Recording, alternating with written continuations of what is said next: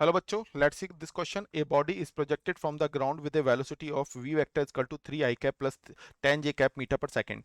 The maximum height attained and the range of the body respectively are given g equal to 10 metre per second square. तो देखो यहाँ पे velocity का हम component लिखें तो ये हो जाएगा 3 i cap plus 10 j cap.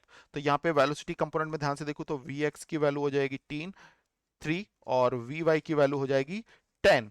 अब देखो हमें यहाँ पे दो कंपोनेंट चेक करने हैं. एक है हमारा मैक्सिमम हाइट यानी कि h. अब h के केस में ध्यान से देखो, वैल्यूज जब हम कोई प्रोजेक्टाइल मोशन करते हैं, हमने कोई प्रोजेक्टाइल मोशन किया तो यहाँ पे वेलोसिटी कंपोनेंट vx होता है हॉरिजॉन्टल डायरेक्शन में और vy होता है वर्टिकल डायरेक्शन में. तो हाइट की केस में वेलोसिटी का कौन सा कंपोनेंट लगेगा? vy वाला. तो इसके लिए यहाँ पे फॉर्मूला बन जाएगा vy का square upon twice of g. तो यानी कि वैल्यू पुट कर देते हैं 10 का स्क्वायर यानी कि 100 डिवाइडेड बाई 20. तो ये वैल्यू सोल्व होकर आ गई 5 मीटर के बराबर. अब हमें टाइम पीरियड रेंज निकालनी है. तो रेंज के लिए सर फॉर्मूला क्या होता है? रेंज इक्वल टू होता है velocity component into time.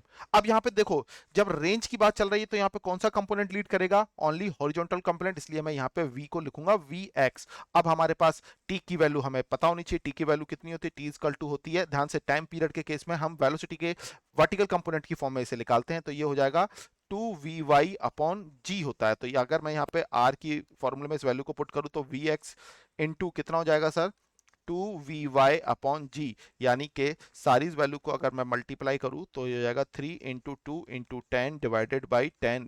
That's become 6 metre. तो अब यहाँ पे हमारे जो गिवन ऑप्शन है उसके अकॉर्डिंग हमारा कौन सा ऑप्शन मैच कर रहा है? Option A, 5 metre and 6 metre. So final answer is option A. Best of luck.